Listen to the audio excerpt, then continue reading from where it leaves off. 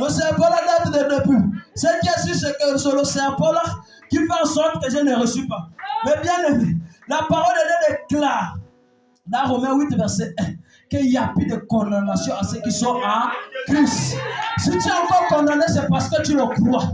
Dis-moi un peu, le païen qui ne prie pas, il ne gêne pas, il prospère plus que toi. Mais toi qui pries, toi qui gênes, toi qui es Dieu, tu dis que tu ne peux pas avancer parce que ta grand-mère n'était pas mariée.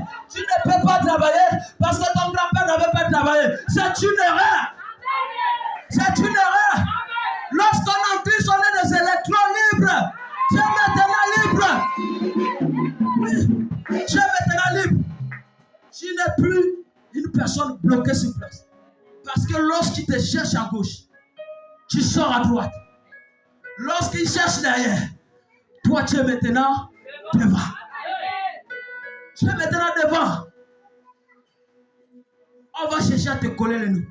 On va chercher seulement à te décourager. Un jour, ma tante m'a dit, j'étais aux épices. J'ai dit, ok, gloire à Dieu. Mais c'est Jésus le plus grand aux épices. Bien aimé, on va chercher à te coller les noms. Ils vont même dire, stérile, c'est ton nom. Mais stérile, c'est pas mon nom. Ça dépend même. Tous les jours, tous les vendredis que je viens prier ici à l'église, tous les dimanches que je viens prier ici, je chante pour Dieu. Je crie pour Dieu. C'est pas en vain. Mon Dieu, c'est un Dieu qui récompense. Mon Dieu, c'est un Dieu qui restaure. Mon Dieu, c'est un Dieu qui change. Mon Dieu, c'est un Dieu riche. Dieu ne verra pas un Dieu qui est mort, mais un Dieu qui transforme, un Dieu qui change. Si toi, tu penses que toi, tu es un Dieu qui est mort, moi, je ne le pense pas. Et lorsque tu fais un don à l'Éternel, un jour, tu vas le retrouver. La Bible dit, jette ton pain à la surface.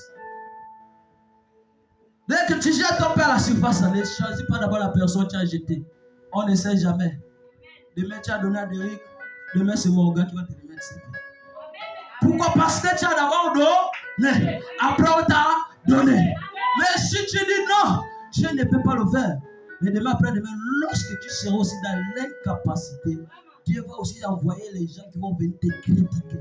Les gens qui vont venir te calomnier. Dieu va t'apprendre quelque chose. Dieu ne bénit pas sans éduquer ses enfants. Lorsqu'il bénit, c'est qu'il t'a déjà éduqué. C'est pourquoi il sait que toi, tu peux avoir peut-être l'iPhone. Et regardez un peu. Nous sommes des enfants de Dieu, non? Dites-moi un peu, tu es le fils d'Oligi. C'est l'iPhone qui va te manquer. Ça va te manquer comment? Ça ne manque pas. Tu es le fils de Macron. L'iPhone va manquer comment? Ça ne manque pas. Dieu dit, vous les hommes, vous savez donner les bonnes choses à vos enfants. Combien de fois, moi, le Père Céleste? Qu'est-ce qu'il ne peut pas te donner? Mais tu es là avec un digital cassé. Même pour passer, c'est des problèmes. Tu regardes, est-ce que je sers même un Dieu vivant? Voilà pourquoi un jour, les gens ont créé le veau d'or. Parce que Moïse s'est retiré. Et lorsque Moïse s'est retiré, ils pensent que lorsque Moïse s'est retiré, c'est Dieu qui s'était retiré. En attendant, Dieu était là avec eux. Ils ont dit, faisons le veau d'or. Pourquoi ils ont fait le veau d'or? Parce que les croyances n'étaient plus là. Ils voulaient voir quelque chose de palpable. Malgré qu'on les ait nourris. Malgré que les eaux du Mara étaient salées. Dieu les a donné de l'eau douce. Ils n'ont pas compris. Ils étaient, en fait, ignorants un mot. Et ils ont créé le veau d'or. À chaque fois, lorsque tu écoutes les gens, lorsque les gens te parlent, tu crées un veau d'or dans ta vie. Et lorsque tu crées un veau d'or dans ta vie pour s'en sortir, ce sont des problèmes. Et c'est ces veau d'or-là qui vont faire en sorte que tu n'avances pas. Pourquoi? Tu vas te dire que la personne qui est là te conseille à bien. Mais il ne te conseille pas à bien. Mais il te conseille à mal. Oui.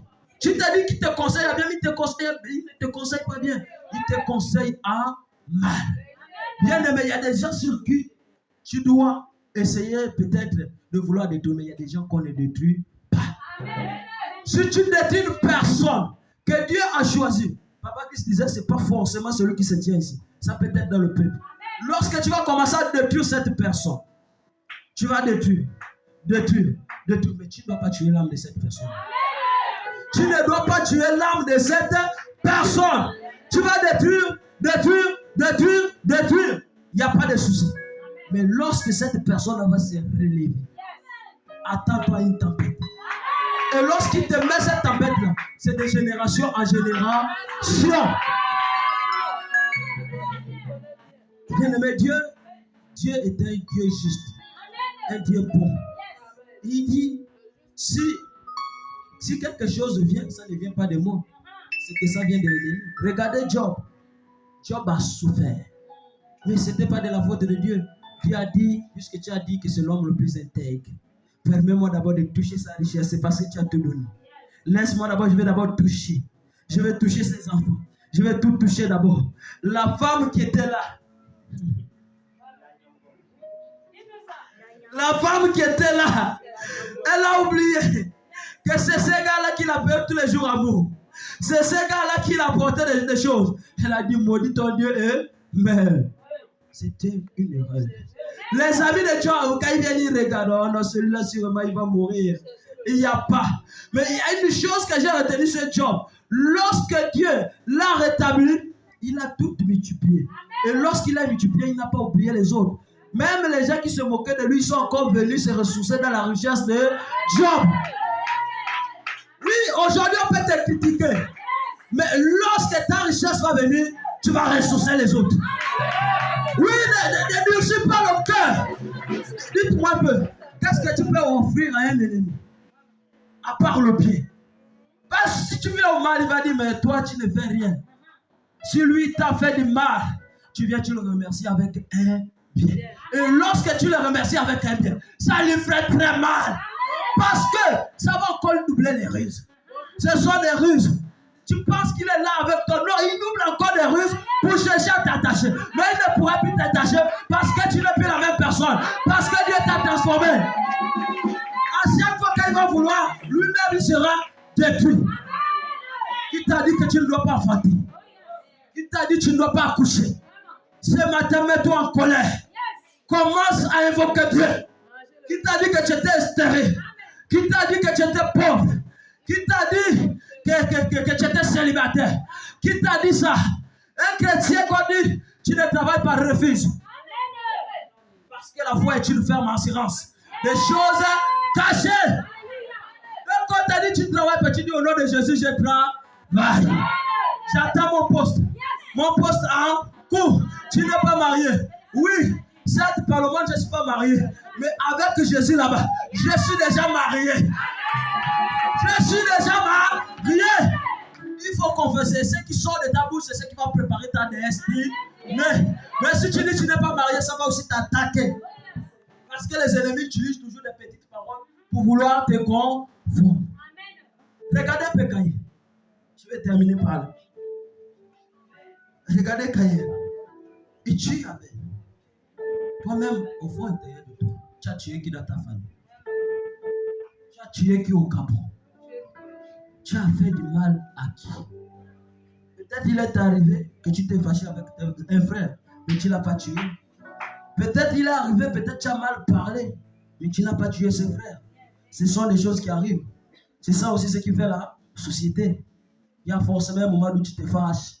Il y a forcément un moment de joie. Dites-moi un peu. Tu as tué qui pour mériter la condamnation? Tu as tué qui? Caïn, lui, il a tué qui?